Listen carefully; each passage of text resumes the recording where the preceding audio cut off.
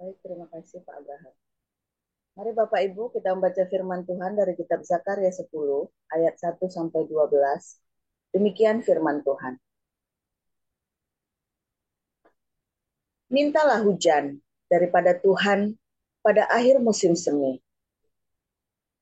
Tuhanlah yang membuat awan-awan pembawa hujan deras dan hujan lebat akan diberikannya kepada mereka dan tumbuh-tumbuhan di padang kepada setiap orang. Sebab apa yang dikatakan oleh terafim adalah jahat, dan yang dilihat oleh juru-juru tenung adalah dusta, dan mimpi-mimpi yang disebutkan mereka adalah hampa, serta hiburan yang diberikan mereka adalah kesia-siaan. Oleh sebab itu, bangsa itu akan berkeliaran seperti kawanan domba dan menderita sengsara sebab tidak ada gembala.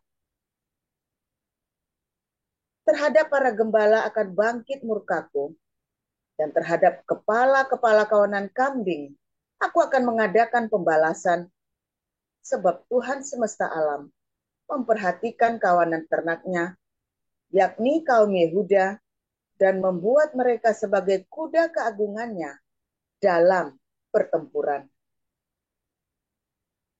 Daripada mereka akan muncul batu penjuru, daripada mereka akan muncul patok kemah, daripada mereka akan muncul busur perang, daripada mereka akan keluar semua penguasa bersama-sama.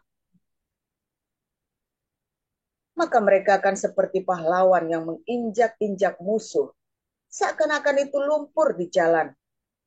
Mereka akan berperang, sebab Tuhan menyertai mereka, dan mereka akan membuat malu orang-orang yang mengendarai kuda.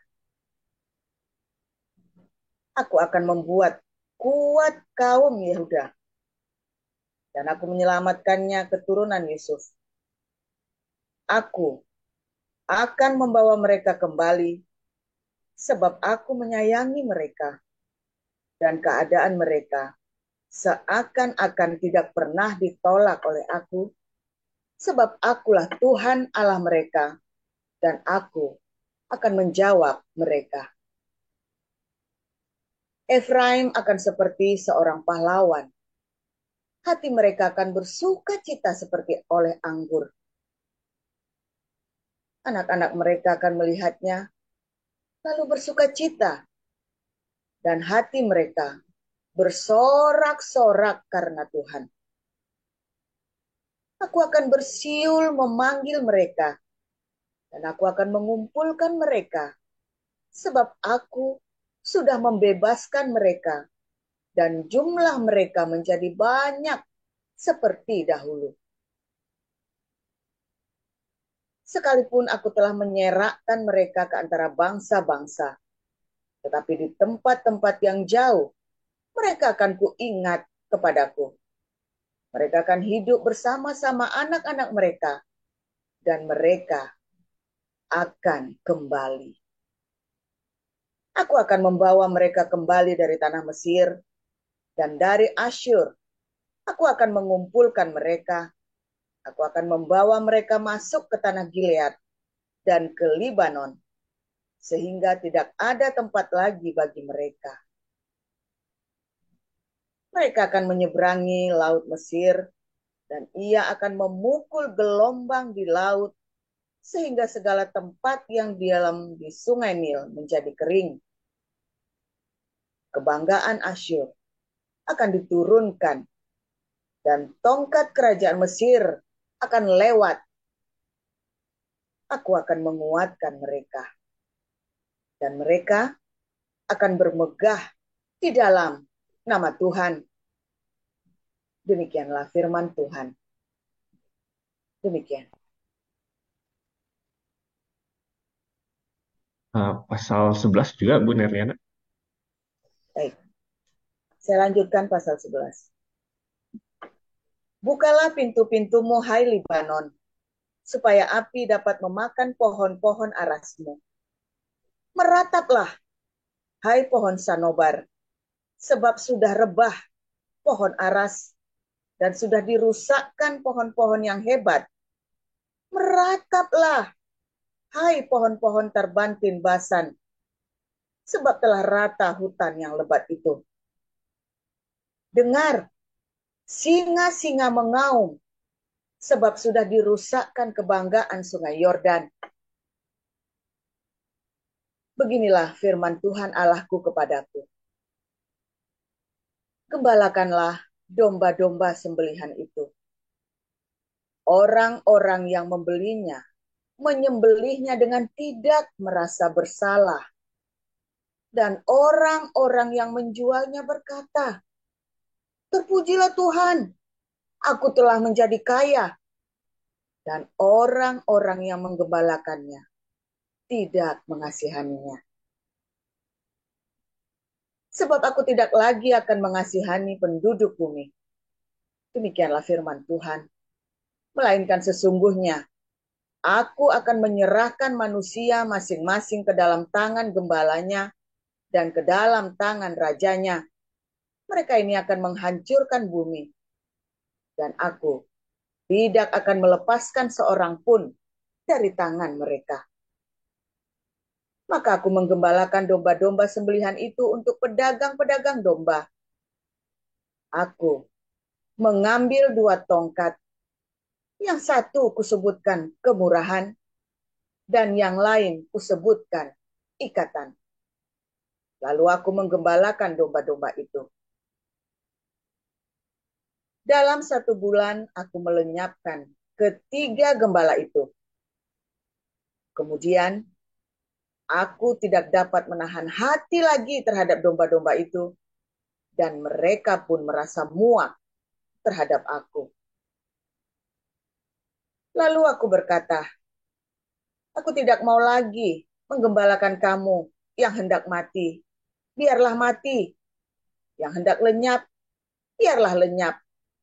Dan yang masih tinggal itu, biarlah masing-masing memakan daging temannya.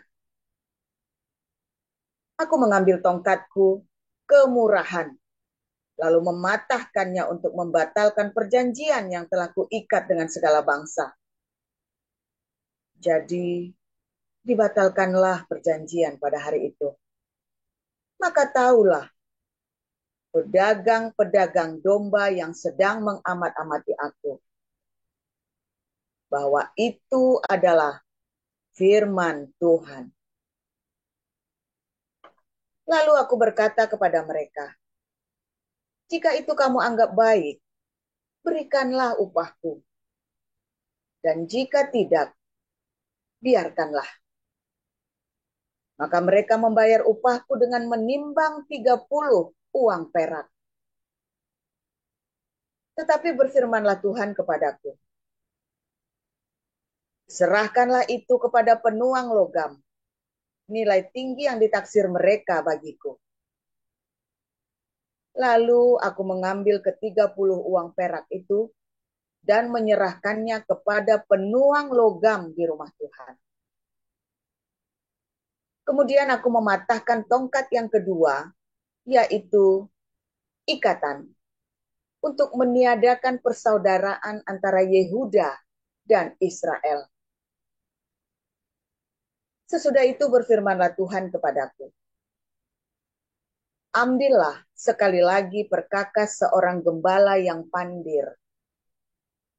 Sebab sesungguhnya aku akan membangkitkan di negeri ini seorang gembala yang tidak mengindahkan yang lenyap, yang tidak mencari yang hilang, yang tidak menyembuhkan yang luka, yang tidak memelihara yang sehat, melainkan memakan daging dari yang gemuk dan mencabut kuku mereka. Celakalah gembalaku yang pandir, yang meninggalkan domba-domba. Biarlah pedang menimpa lengannya dan menimpa mata kanannya. Biarlah lengannya kering sekering-keringnya, dan mata kanannya menjadi pudar sepudar-pudarnya. Demikian. Makasih Bu Nerliana. Untuk kisah para rasul satu akan dibacakan oleh Bu Sarma. Baik, saya Silakan akan Bu. bacakan kebenaran firman Tuhan dari Kisah Para Rasul 1. Hai Theophilus, dalam bukuku yang pertama aku menulis tentang segala sesuatu yang dikerjakan dan diajarkan Yesus sampai pada hari ia terangkat. Sebelum itu, ia telah memberi perintahnya oleh Roh Kudus kepada rasul-rasul yang dipilihnya. Kepada mereka ia menunjukkan dirinya setelah penderitaannya selesai dan dengan banyak tanda ia membuktikan bahwa ia hidup. Sebab selama 40 hari ia berulang-ulang menampakkan diri dan berbicara kepada mereka tentang kerajaan Allah. Pada suatu hari ketika ia makan bersama-sama dengan mereka, ia melarang mereka meninggalkan Yerusalem dan menyuruh mereka tinggal di situ menantikan janji Bapa. Yang demikian katanya, telah kamu dengar daripadaku, sebab Yohanes membaptis dengan air, tetapi tidak lama lagi kamu akan dibaptis dengan Roh Kudus. Maka bertanyalah mereka yang berkumpul di situ, Tuhan, maukah engkau pada masa ini memulihkan kerajaan bagi Israel? Jawabnya, engkau tidak perlu mengetahui masa dan waktu yang ditetapkan Bapa sendiri menurut kuasanya. Tetapi kamu akan menerima kuasa kalau Roh Kudus turun ke atas kamu, dan kamu akan menjadi saksiku di Yerusalem dan di seluruh Yudea dan Samaria dan sampai ke ujung bumi. Sesudah ia mengatakan demikian, berangkatlah ia disaksikan oleh mereka, dan awan menutupnya dari pandangan mereka. Ketika mereka sedang menatap ke langit waktu ia naik itu, tiba-tiba berdirilah dua orang yang berpakaian putih dekat mereka dan berkata kepada mereka, Hai orang-orang Galilea, mengapakah kamu berdiri melihat ke langit? Yesus ini yang terangkat ke surga meninggalkan kamu akan datang kembali dengan cara yang sama seperti kamu melihat dia naik ke surga. Maka kembalilah rasul-rasul itu ke Yerusalem dari bukit yang disebut Bukit Zaitun, yang hanya seperjalanan sabat jauhnya dari Yerusalem. Setelah mereka tiba di kota, naiklah mereka ke ruang atas tempat mereka menumpang. Mereka itu ialah Petrus dan Yohanes, Yakobus dan Andreas, Filipus dan Thomas, Bartolomeus dan Matius, Yakobus bin Alfeus dan Simon orang Zelot, dan Yudas bin Yakobus. Mereka semua bertekun dengan sehati dalam doa bersama-sama dengan beberapa perempuan serta Maria, ibu Yesus, dan dengan saudara-saudara Yesus. Pada hari-hari itu berdirilah Petrus di tengah-tengah saudara-saudara yang sedang berkumpul itu. Kira-kira 120 orang banyaknya. Lalu berkata, Hai saudara-saudara, haruslah genap nas kitab suci yang disampaikan Roh Kudus dengan perantaran Daud tentang Yudas, pemimpin orang-orang yang menangkap Yesus itu. Dahulu ia termasuk bilangan kami dan mengambil bagian di dalam pelayanan ini. Yudas ini telah membeli sebidang tanah dengan upah kejahatannya. Lalu ia jatuh tertelungkup dan perutnya terbelah sehingga semua isi perutnya tertumpah keluar. Hal itu diketahui oleh semua penduduk Yerusalem, sehingga tanah itu mereka sebut dalam bahasa mereka sendiri, Hakaldama, artinya tanah darah. Sebab ada tertulis dalam kitab Mazmur, biarlah perkemahannya menjadi sunyi, dan biarlah tidak ada penghuni di dalamnya, dan biarlah jabatannya diambil orang lain. Jadi harus ditambahkan kepada kami seorang dari mereka yang senantiasa datang berkumpul dengan kami selama Tuhan Yesus bersama-sama dengan kami, yaitu mulai dari baptisan Yohanes sampai Yesus terangkat ke sorga meninggalkan kami. Untuk menjadi saksi dengan kami tentang kebangkitannya. Lalu mereka mengusulkan dua orang, Yusuf yang disebut Barsabas dan yang juga bernama Justus dan Matias. Mereka semua berdoa dan berkata, Ya Tuhan, Engkaulah yang mengenal hati semua orang. Tunjukkanlah kiranya siapa yang engkau pilih dari kedua orang ini untuk menerima jabatan pelayanan, yaitu kerasulan yang ditinggalkan Yudas yang telah jatuh ke tempat yang wajar baginya. Lalu mereka membuang undi bagi kedua orang itu, dan yang kena undi adalah Matias, dan dengan demikian ia ditambahkan kepada bilangan ke-11 rasul itu. Demikian. Terima kasih, Bu Sarma. Kita akan mendengar renungan pada pagi hari ini yang akan dibawakan oleh Pastor Joseph Paulzang dengan tema seorang Yahudi bagi Israel dan bagi Hamas. Silakan Pastor Paul. Haleluya, shalom semuanya. Firman Tuhan selalu baru setiap hari ketika kita menanti-nantikan Tuhan dengan sungguh hati, saudara ya. Dengan pengharapan dan dengan satu ketekunan. Karena ada pengharapan dan ketekunan, maka segala sesuatu menjadi berharga, saudara. Kalau kamu mendapatkannya tanpa pengharapan, biasanya dibuang-buang, saudara ya. Saudara, luar biasa ya, firman Tuhan mengajarkan kepada kita bagaimana kita belajar menghargai, ya saudara ya, menghargai kasih karunia. Saudara, hari ini masih dalam pencobaan, hari ini masih dalam pergumulan, ya, satu, karena Anda masih main-main hidupnya, saudara ya, masih nggak benar. Kalau Anda dikasih pun Anda nggak menghargai, ya. Coba kasihmu anak-anakmu ya, kalau kamu punya anak, kasih yang dia nggak minta, ya. Barang berharga tapi dia nggak minta, saudara, dan dia tidak merindukannya dengan sungguh-sungguh, atau kepenginan doang, tahu kepenginan doang, pak beli ini, pak ma beli itu, ma pak beli itu, ma beli, berantakan semua di rumah, saudara. Ya, tapi coba suatu ketika dia minta dengan sungguh-sungguh dan dia minta di dalam doanya, saudara ya, diajari dia berdoa, diajari dia sungguh-sungguh, dia akan menghargai, saudara. Nah, akan dirawat benar-benar itu ya, diman-eman sekali, saudara ya. Bahkan mungkin kalau misalnya di baju gitu ya, wah itu bisa bajunya itu dipakai buat tidur sama dia sekalian, saudara ya. Nggak mau dilepas itu bajunya itu. Itu Bu Sarma ngalami itu. Anak gitu. Ya saya dulu juga begitu ya.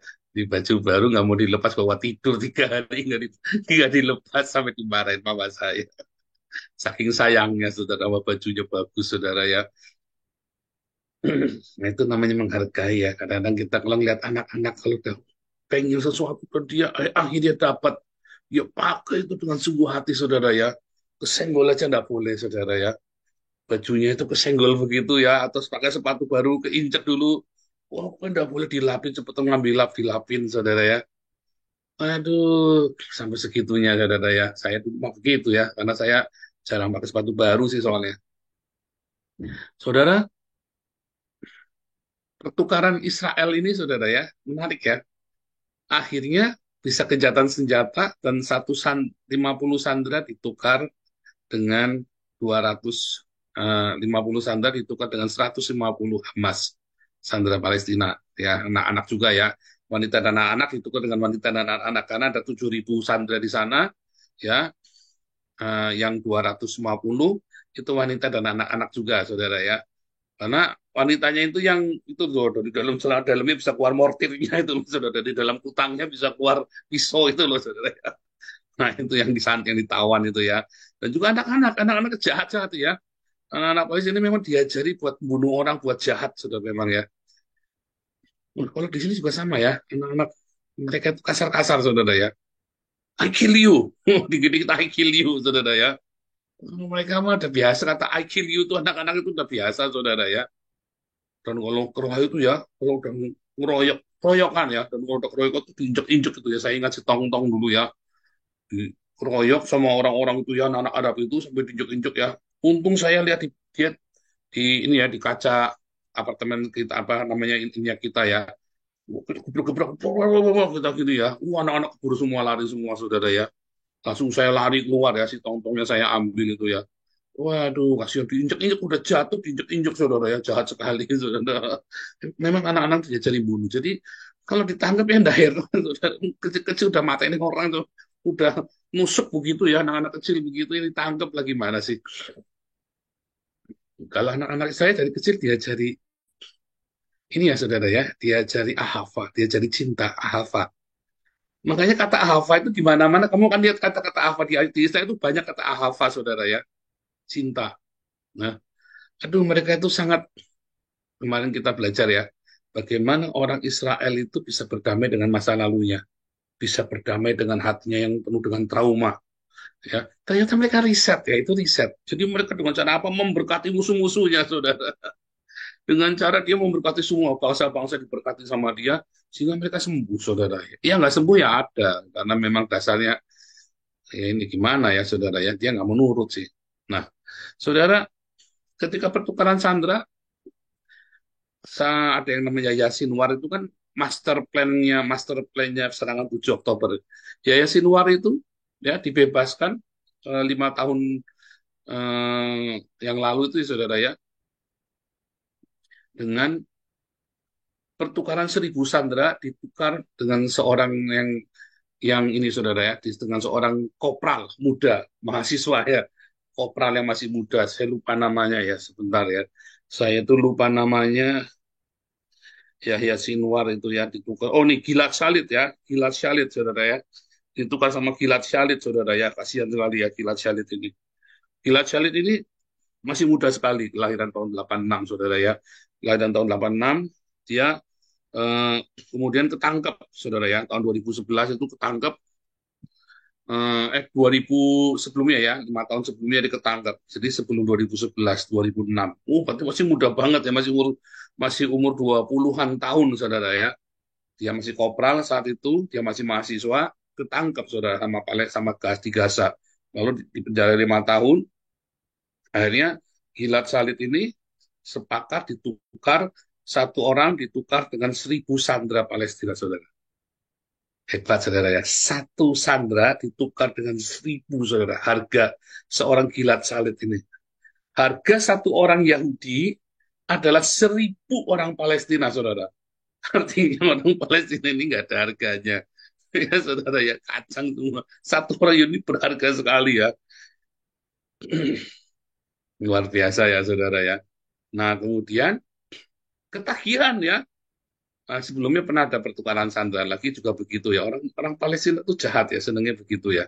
Dia apa namanya, suka nangkepin orang-orang sipilnya Israel ya. Jadi ada warga sipil Israel pernah ditangkap juga, akhirnya tukar sandera juga begitu ya. Nah ini juga sama ya. Yang kedua ini yang ketiga lagi saudara, ada lagi ya. 250 ditangkap, yang ditangkap orang Thailand, orang Nepal, orang Perancis, orang Amerika ya. Ditukar, maunya ditukar dengan 10.000 sandera saudara ya. Dari 250 tangkap ini tukar 10.000. Tapi sudah terlanjur saudara ya. Karena dari awal sudah, kali ini nggak mau kecolongan ya. Hajar terus, dipepet terus. Akhirnya ditukar 50 sandera, ditukar 150. 1:3 saudara ya. Ya, 1:3. Begitu berharganya. Tapi apa saudara? Bukan 1:3 sebenarnya. Ya, karena yang mati sudah 10.000 lebih, 12.000 saudara, orang Palestina yang mati saudara ya. Untuk demi membebaskan 250 orang ini, ya, orang Israel itu bunuh 15.000 orang Palestina ya, demi membebaskan yang 250 ini saudara. Bayangin saudara ya, demi membebaskan yang 250 ini, 15.000 orang dibunuh. Wah, dunia bilang, orang-orang Katolik, wah jahat ini, wah kurang kurang ajar ini. Masa 250? Ya memang begitu, harganya segitu. Harga seorang Israel itu segitu kan, satu orang Israel harganya 1.000 saudara. 1.000 orang Palestina. Kan orang Palestina sendiri yang memberi harga, saudara ya. Harga satu orang Israel itu 1.000 Palestina. Ya, jadi kalau 250 bagus, dari dibunuh 250.000 orang Palestina mati semua. Oh, jahat sekali enggak ya. Kita nggak lagi cerita itu. Saya lagi cerita betapa berharganya bagi orang Yahudi ini, saudara ya. Betapa berharganya warga negaranya dia. Satu saja, wah benar-benar saudara ya. Nah, yang 250 ini, ya, yang 150 itu warga asing, saudara ya. Yang 100 lebih itu warga asing. Ya, yang 100. Ya. Jadi memang dilema sekarang ya. Ya udahlah, 1:3 lah. Tapi saya yakin kalau itu adalah orang Yahudi semua, wah ya pasti mati-matian saudara ya, nggak akan lepas itu saudara, saya yakin gitu ya. Wah, ada tanggung semuanya. Tapi karena melibatkan dari Thailand, dari Nepal, dari Prancis, dari Amerika, dari Argentina, kemudian ya berapa banyak itu ya, maka itulah ditekan juga ya. Jadi mereka gencatan senjata dengan membebaskan sandera itu saudara ya. Saudara, ketika Yudas menjual Yesus juga dengan harga 30 keping perak, itu harga konon itu adalah harga menurut Alkitab ya, harga satu orang budak di zaman itu ya. Satu orang budak dibeli dengan harga 30 keping perak, dan demi 30 keping perak ini, Yudas ini rela melepaskan Yesus itu saudara ya. Saya sampai nggak mengerti ya, kenapa dijual, ditukar ya. Seorang yang membuat mujizat luar biasa, hanya ditukar dengan 30 keping perak ini sama si Yudas. Ya, karena Yesus kalau di dalam lihat ini ya, berkali-kali mergokin Yudas maling, soalnya sudah nyuri. Dan dia melihat banyak sekali uang-uang di situ. Jadi sebenarnya bukan 30 keping peraknya, tapi kalau ini bubar sinagognya Yesus, maka uang persembahannya itu kan banyak, saudara. Maka menjadi milik dia, sebab coba sekali kasih makan, ya 5.000 orang, kasih makan. Wah, ini kan berarti kolektornya hebat sekali, saudara ya. Kolektornya hebat sekali nih, kayak kita ini kan. Wah, kelihatannya saya orang miskin, saudara. Tapi kolektornya kita, ya, saya kalau bilang kolektor di komunitas kami, gereja kami, kolektornya 3.000 euro sebulan. Wah, orang-orang Belanda itu kaget. Wah, 500 juta itu kan kurang lebih kan. Wah, jangan kolektor 500 juta sebulan. Mereka sampai bingung, saudara ya.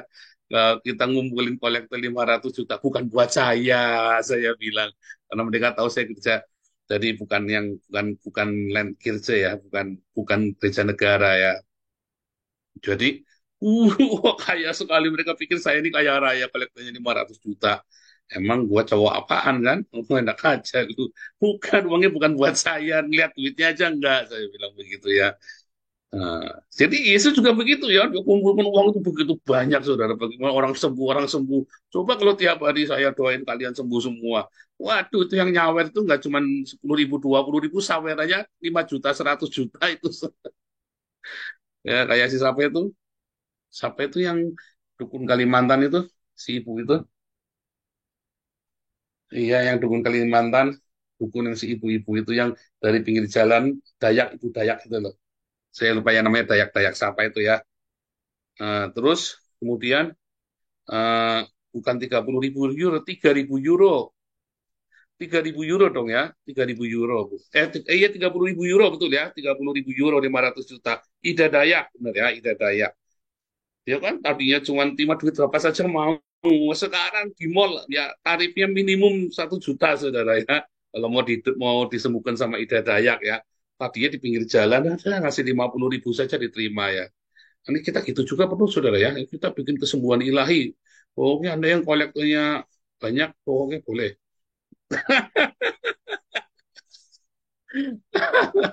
Pendeta mata duitan. Aduh, gila ya saudara ya. Tapi ada yang ajaib, saudara ya. Mengapa harganya semurah itu, saudara ya? Sekalap itu ya si Yudas Iskariot ini ya, saudara ya. Mengapa bisa kalap begitu ya? Padahal dia setiap hari melihat, melekat. Selalu ada orang-orang begitu dalam hidup kita, saudara. Bahkan mungkin kita sendiri, apakah ada, jangan-jangan ada sendiri juga ya. Siapa di sini yang mental-mental pengkhianat begitu, saudara? Bertobat ya. Kesetiaan itu ya. Orang kalau nggak setia, ya, udah masuk surga loh, saudara. Ciri khas Anda itu belum lahir baru, Anda adalah pengkhianat. Mudah berkhianat, mudah suka ini ya, mengkhianati temanmu sendiri, ya, sesama orang Kristen saling mengkhianati. Nah, itu ciri khas, saudara ya, ciri khas bahwa Anda itu belum lahir baru. Ya, pendeta-pendeta itu yang jilat-jilat pantatnya orang Islam itu belum lahir baru, tuh saya jamin itu belum lahir baru, saudara. Oh sudah, mereka melihat kuasa Tuhan Yesus, mereka bersama-sama melihat mujizat ya, tapi orang ini tidak lahir baru. Dia cuma nonton, saudara. Bagi dia itu adalah sebuah entertain saja. Sama seperti Yudas ya, bagi dia itu hanya sebuah entertain saja. Apakah sudah ada kelahiran baru? Enggak, saudara. Bagi dia semua itu hanyalah sebuah hiruk pikuk yang ya kerumunan-kerumunan begitu, saudara ya. Ada orang-orang seperti itu ya yang tidak menghargai kasih karunia. Kalau kita lihat ya, bahkan murid-murid Yesus kan juga sama kan, dilepehin kan, karena Yesus kan datang dan panggil satu-satu, kasih mujizat semuanya. Suatu ketika Yesus disalib ya berarti mereka dilepehin aja, saudara. Sampai suatu ketika Yesus bangkit, Petrus misalnya minta ampun, datang ditanya sama Yesus, dia tahu ya Tuhan Yesus masih terima dia karena kasih karunia, harganya mahal sekali. Baru dia menghargai kasih karunia itu. Nah, saudara, berapa banyak yang Anda lalui ya, yang sebenarnya Anda itu tidak menghargai kasih karunia itu, saudara. Anda melewatkan kasih karunia karena kasih karunia itu diberikan kepadamu itu dengan gratis. Sehingga kamu tidak menghargainya, saudara.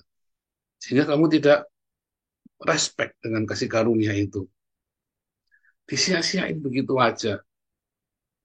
Ya, ah, apa-apa sekali-kali ke Alexis. Ah, nggak apa-apa sekali-kali bikin dosa. Ya, ini saya mau beli ini tak nipu-nipu dikit lah. Anda tidak, aduh, jangan eman-eman hatiku ya.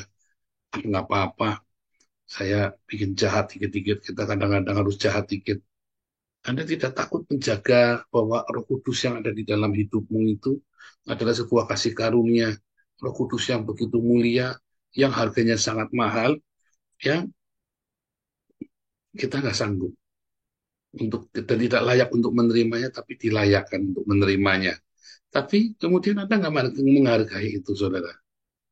Makanya ketika Anda dalam pencobaan ini ya, dalam masa-masa yang sulit ini, Anda coba renungkan ya, kalau hari ini aku punya Roh Kudus, apakah aku menghargai? Anda harus jujur, oh pasti menghargai. Enggak, saudara. Seringkali ya, jahat ya, kelihatannya jahat kok Tuhan kasih muter-muter 40 tahun ya, orang-orang Israel ini. Supaya orang-orang ini menghargai kasih karunia, menghargai tanah Kanaan itu, saudara, tanah perjanjian itu. 40 tahun diputar, saudara ya. Karena bangsa budak, ini mentalnya mental budak. Buat dia, nafsunya yang penting, hari ini pokoknya saya makan, udah selesai, saya nggak mengurusin nanti anak cucu saya bagaimana, yang penting hari ini saya nggak susah. Dia tidak berpikir jauh ke depan, saudara. Dia hanya memuaskan nafsunya dia hari ini. Dia hanya menghindari masalah di masa depan. Ya udah, berzina nggak apa-apa, toh Tuhan ngampuni. Saya bikin jahat nggak apa-apa, toh Tuhan ngampuni. Beberapa orang ya mungkin ya benar-benar nggak apa-apa. Tapi kenapa banyak yang apa-apa kayak saya apa-apa, saudara ya? Ah, kelihatannya nggak apa-apa, nggak taunya apa-apa 4 tahun habis-habisan saya bayar harganya mati-matian sampai kayak mau mati, saudara ya. Dan setelah itu semenjak itu saya sangat menghargai kasih karunia. Kalau ada orang tanya, emang Papa nggak bikin dosa lagi? Enggak, orang nggak percaya ya, saya nggak bikin dosa ya. Oh itu sumpah serapah, oh itu suara kenabian. Makanya ya, Anda kudu ngerti tentang dosa. Ikut kelas evangelis apologetik.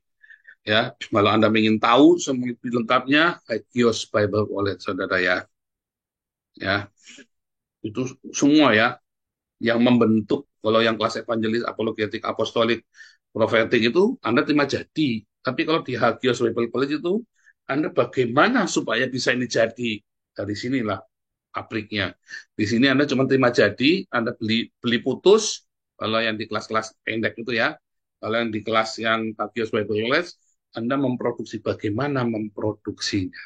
Ya, kemarin mahasiswa HBC diajarin bagaimana profiling, ya, bagaimana memprofil satu kisah dalam Alkitab. Nah, kita kembali.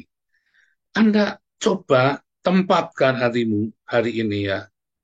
Kamu nih kalau segala sesuatu itu yang dari surga itu datang padamu yang baik, apakah kamu bisa menghargai? Ya, kalau kamu yang sedang dalam percobaan hari ini, coba. Kalau segala yang baik dari surga itu datang, apakah kamu akan baik sekarang? Ya, saya suatu titik ya, sampai suatu titik ketika dalam masa pemulihan saya belum dipulihkan, tapi dalam masa proses pemulihan, Saya melihat, saudara ya, Tuhan, kalau saya balik lagi begini, apa ya, saya tetap akan bikin jahat karena saya masih marah, Tuhan. Belum tak balas orang itu. Saya ngaku, saudara ya, saya jujur. Tuhan, kalau ada suatu begini, gimana? Ya saya pukul. Dan benar-benar saya lakukan ya. Saya sudah ketemu Tuhan Yesus, ngalamin ya perjumpaan pribadi dengan Tuhan Yesus, saya masih ngebukin orang, Mas, saudara. Serius, saya masih ngebukin orang. Saya mah jujur sih soalnya ya, saya nggak mau munafik, saudara ya. Sampai Tuhan itu benar-benar buat saya lembut, tenang ya. Ketika ada orang nyenggol mobil saya tenang, saudara ya. Cuma tak tengok, saya ngeliat orangnya.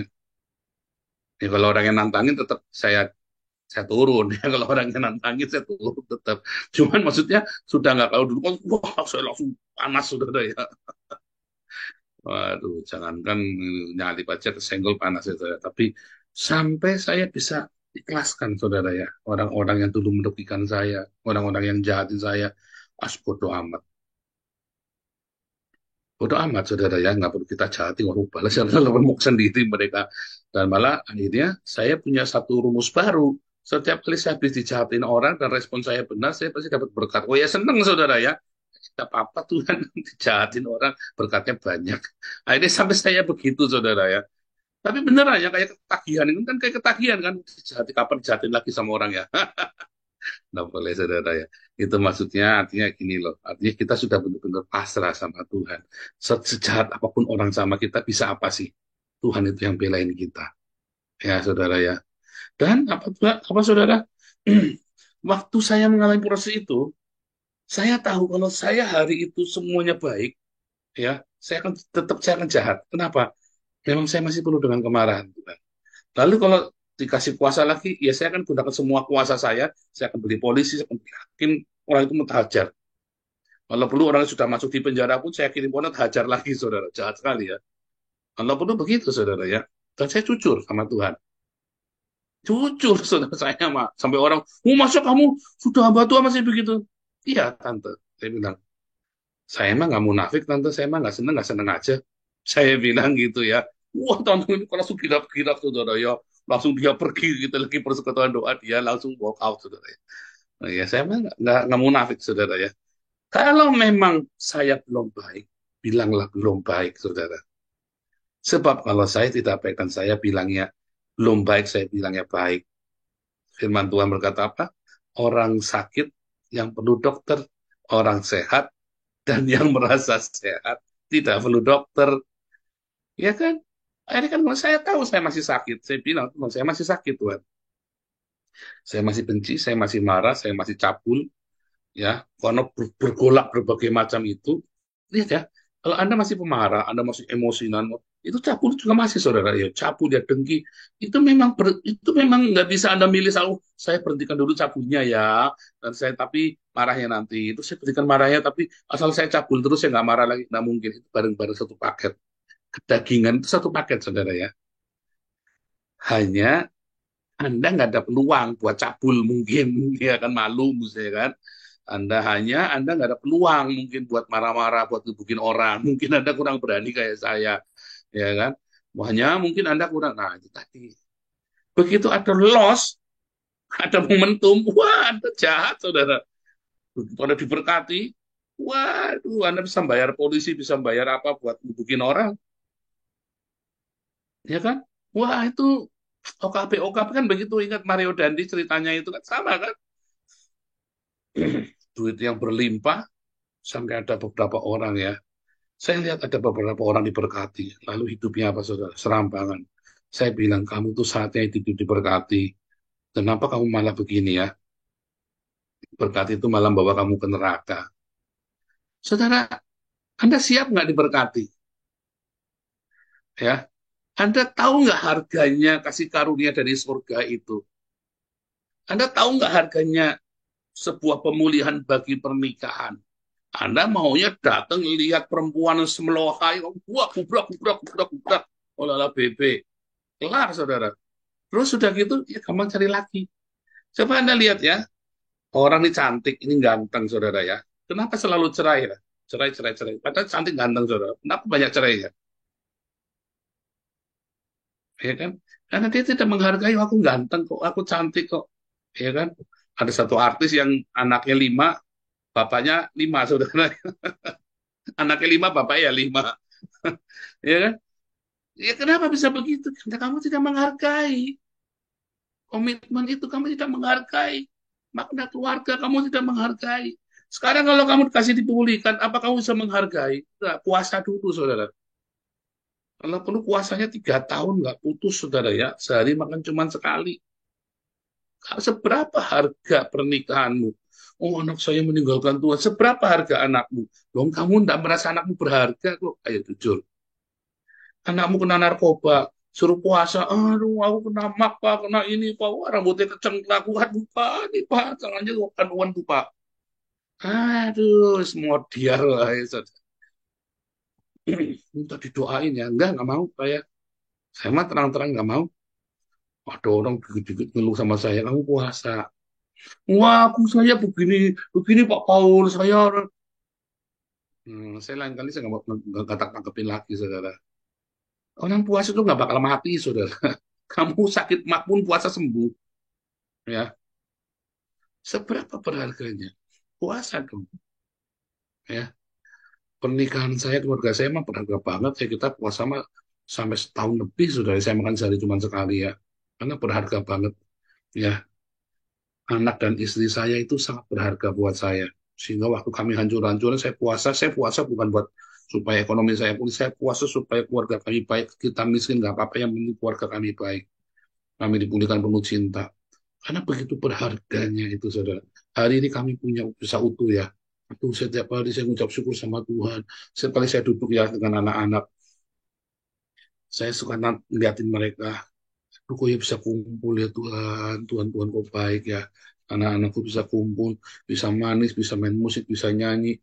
Aduh Tuhan, Tuhan, Tuhan, Tuhan, Tuhan nyaris ya Tuhan. Setiap kali saya lagi setir mobil di jalan, saudara ya, saya sambil ngomong, aduh nyaris ya kita ya, nyaris ya kita bar. Betapa berharganya keluarga bagi saya, saudara.